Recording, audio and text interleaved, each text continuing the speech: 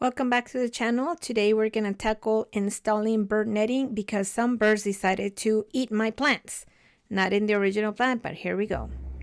Hi guys. So we took off the frames from the bars that are on the boxes right now.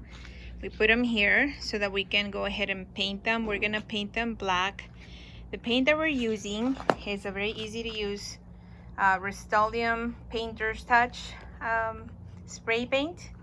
So we're gonna paint them all black. Once they're all painted, we're gonna go ahead and put them back on the garden boxes and then attach the covering, the net that we got with some zip ties. I had originally thought about using some twine maybe and kind of sew them together and put it as a kind of like a pillowcase, just kind of slide them in, but that's going to take a lot of time, and I really need to get this going because the plants under the covers are growing, and so I don't really want to keep them covered much longer. So we're going to go ahead and start. We're gonna, because they have been out here, I'm gonna go ahead and clean them, like get the dust off, and then we're gonna go ahead and paint them. And when I say I'm gonna do that, I really mean we. My husband and I have been working on this. I've been directing him and he's been doing everything. I just thought I'd let you know. So anyway, here we go. So now that they are off, I'm gonna go ahead and wipe them and go ahead and paint them. I need to wipe off the dust that it gathered when it was temporarily put on the bed, the garden bed. And so I showed you the paint already, so all I'm doing is just painting over it just like this, making sure that it's all even and not keeping the paint in one spot, otherwise it's going to start dripping and we don't want any drops kind of sliding down the sides. So I'm going to do this, so make sure that you keep the flow going. And cover every part. As you can see, there are no areas where there's excess paint flowing down. So that's where I'm going to be doing on all of these. Okay. One thing that I forgot to mention is that whenever you are using any kind of spray paint, either with a can or with the sprayer, you need to be aware of where the wind is blowing, because if you are in the direct path of the wind, you're gonna blow all this paint on yourself or on areas that you don't want painted. Today, luckily, there's absolutely no wind, so I don't have to worry about that. But just in case that in your area you have some wind whenever you're painting, you have to make sure that you think about those things, okay? Okay, so this is how it's looking so far. I did the bottom part first, so I turned it over upside down because it'll be easier to do the bottom part that way. When this dries up, then I'm gonna turn it over and we'll just do the top, and that's it. Okay, so I got the bird net from Tractor Supply store, which was the place that had it the least expensive. I got this 100 by 5 feet by 100 feet of 5 feet by 100 of the netting, and this is what's going to be going on the garden boxes to keep the birds off my plants.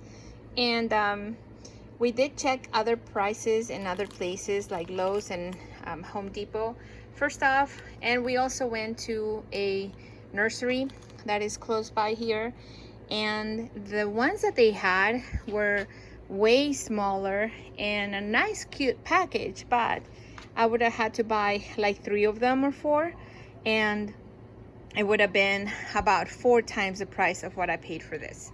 I can't recall the price right now, but I know that it was no more than $30 for this whole roll, and I'm gonna have a lot of it left over. So just want to show you what this was. Okay, so these are the zip ties that we bought, and it comes in a pack of 100, and it's not very much money. We got the plastic black ones so that they would blend with the netting and the tubing that we installed, so it would be a little more camouflage, then you wouldn't see all these zip ties everywhere. So my cat got a hold of the bag, as you can see, but he had fun and we had fun watching him, so everything's good. Okay, so now that the whole bottom part has been done, we turn it over and we do the top.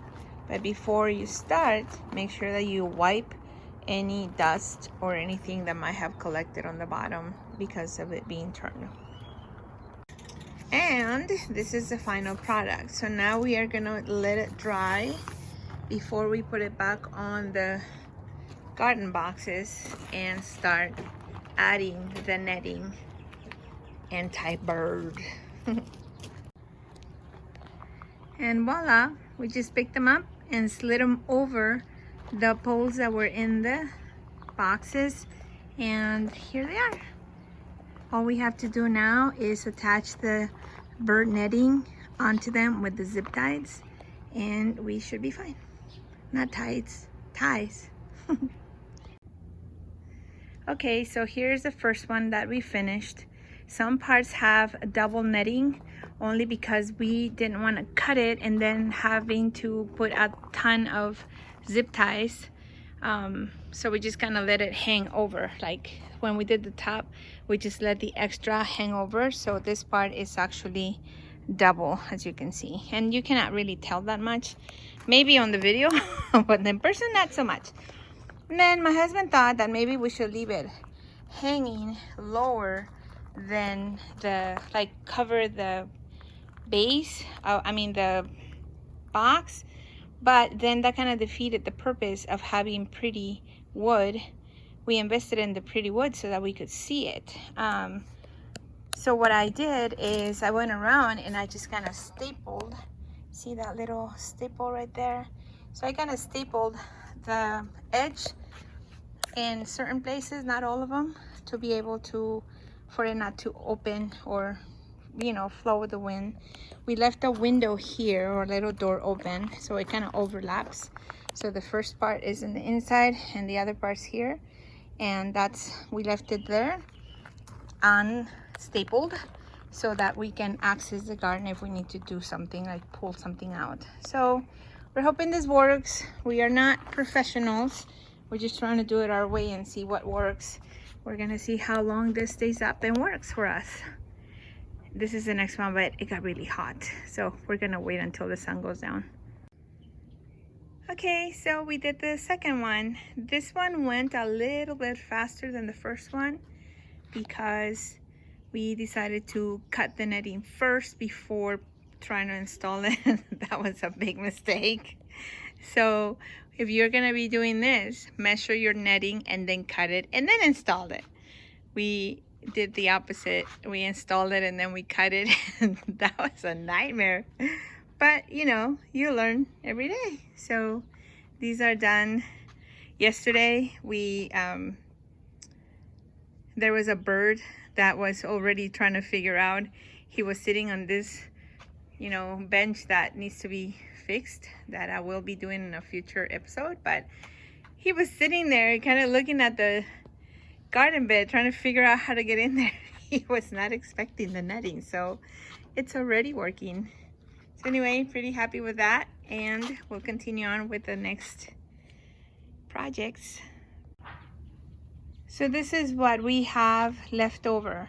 I told you guys that we bought the 5 feet by 100 feet. So we have this much left over.